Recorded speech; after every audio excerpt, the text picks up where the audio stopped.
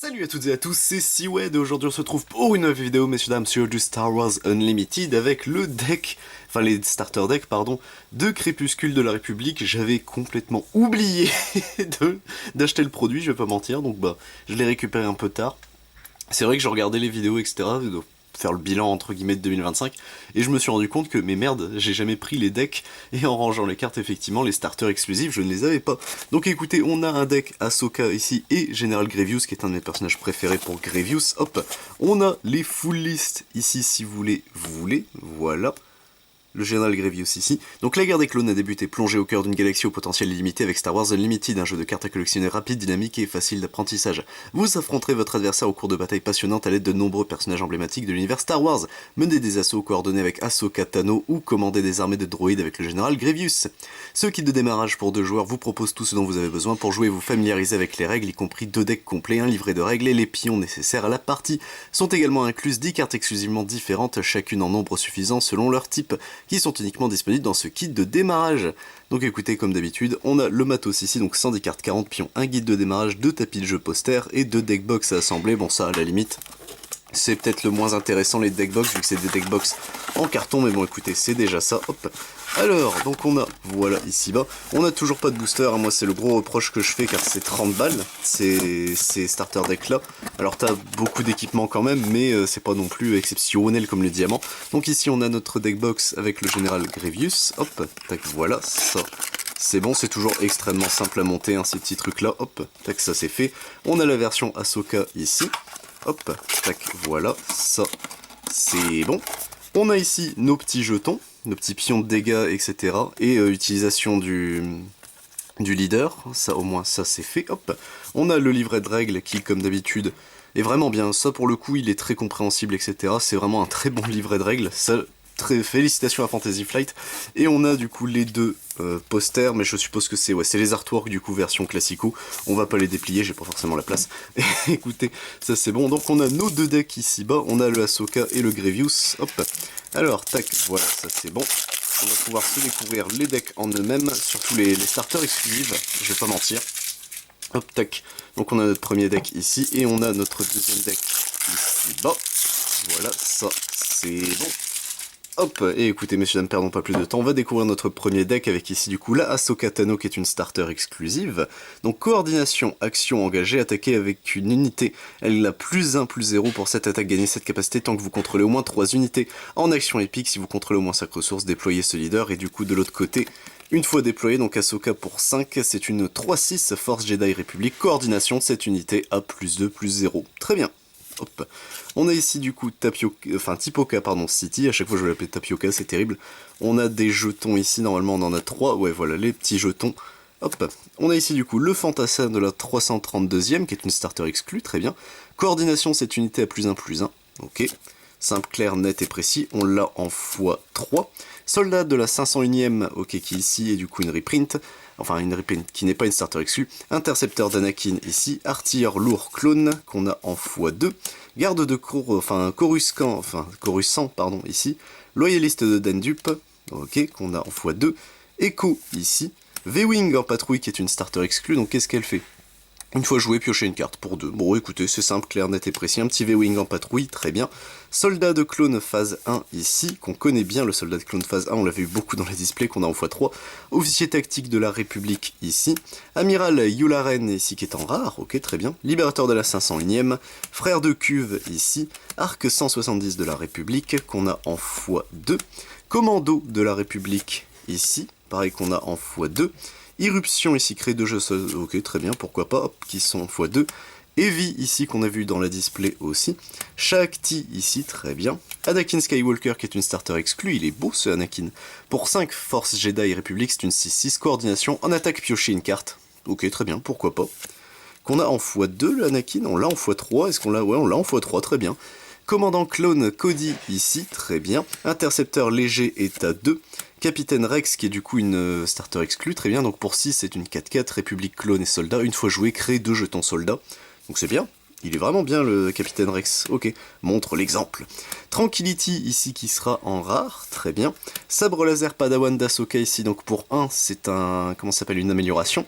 Donc à attacher une unité non véhicule, une fois joué si l'unité attachée est Ahsoka, vous pouvez attaquer avec l'unité immédiatement, c'est bien.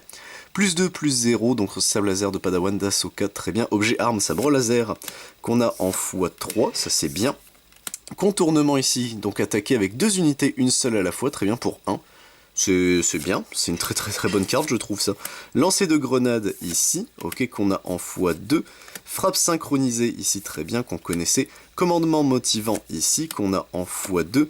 Et ouvrez le feu qui sera la dernière starter exclue, donc pour 3, infliger 4 dégâts à une unité. Écoutez, pourquoi pas qu'on a en x3. Bon, le deck Ahsoka, c'est un deck full aggro, donc c'est marrant, je trouve. C'est bienvenu, en vrai. Et ça a le délire du fait que si t'as plus t'as d'unités, plus t'as des effets, donc en vrai, c'est plutôt sympa comme deck. Ça a l'air marrant, ok. Et on va pouvoir passer à notre Grievous, donc c'est celui en lequel j'ai le plus d'espoir. Donc Général Grievous, général des armées droïdes.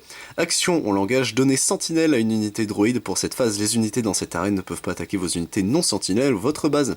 Action épique, si vous contrôlez au moins 6 ressources, déployez ce leader. Donc lui, c'est un peu plus cher de le déployer. Donc pour 6, c'est une 4-8, ok. En attaque, vous pouvez donner plus 1, plus 0 et sentinelle à une unité droïde pour cette phase. C'est un séparatiste officiel, c'est pas un droïde Grievous, ok. Très bien. Du coup, ici, on a l'antre de Grievous, ok, pourquoi pas, hop. Les jetons droïdes de combat et de l'autre côté, hop là, les soldats clones, ça, on a l'habitude. On a ici, du coup, le chasseur droïde, très bien, qu'on a en x2. Sénateur indépendant, ici. Avant-garde obéissante, qu'on a en x2, x3, très bien. Soulless One, ici, hop. Équipe de sécurité B1. Messager confédéré, qu'on a en x2. Déploiement de droïdes, ici, ok. Poggle le bref ici, très bien, qui est une rare, ok. Commando séparatiste, donc là ça y est, on a enfin nos premières cartes exclues du starter de Grievous, donc pour 2 c'est une 2-3. Cette unité raid, gagne raid 2 tant que vous contrôlez une autre unité séparatiste, cette unité a plus 2, plus 0 tant qu'elle attaque, ok, très bien. On l'a en x3. Escorte de droïdes de combat ici pour 3, ce sont des 1-1, une fois joué, une fois éliminé, crée un jeton de droïde de combat. Ah, ok.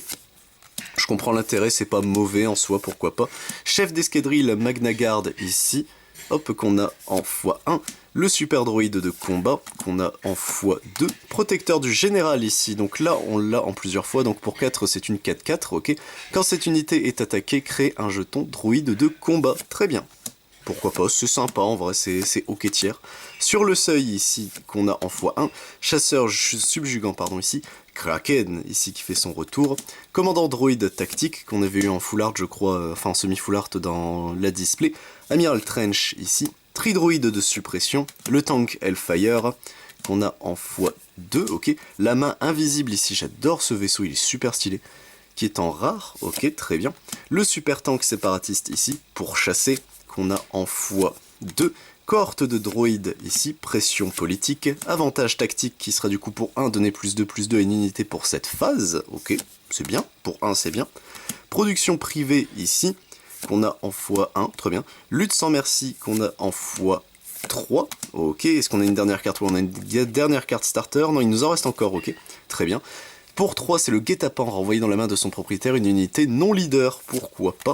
Hop, tac, voilà. Et la moto-roue de Grievous ici, qui terminera du coup notre deck Grievous. Donc pour 4, c'est une amélioration qui donne plus 3, plus 3. Si vous jouez cette amélioration sur le général Grievous, elle coûte 2 de moins, donc tu peux la jouer pour 2, c'est bien. Attaché à une unité non véhicule, l'unité gagne débordement. C'est stylé, hein, quand même. J'adore ce genre de véhicule ne fait aucun sens, hein, mais j'adore le style que ça, donc écoutez, au moins, c'est fait. Et donc Grievous, du coup, c'est surtout le fait de coopérer avec tes unités, etc. C'est bon. Sans plus, j'ai envie de dire, c'est vraiment pas... c'est pas le meilleur. Là, pour le coup, je pense qu'Ahsoka est mieux, mais Général Grievous, bah écoutez, moi c'est mon préféré, hein, de la prélogie, c'est peut-être mon perso préféré, donc ce sera déjà ça. Bah qu'est-ce que je pense du coup des decks? Pour démarrer, c'est toujours bien d'avoir de très bonnes bases aussi solides que ça, c'est-à-dire que comment ça s'appelle, les playsets sont respectés, bref, ça là-dessus, Fantasy Flight, ils savent gérer, on va dire, le nombre de cartes, etc., et d'offres, ainsi que de rareté, etc., mais le problème que j'ai, moi, c'est toujours le prix, hein. 30 balles, ou 25 selon certains sites, pour 2 decks, ça fait toujours mal, sachant qu'il n'y a pas non plus énormément, hein, c'est des petits pions en carton.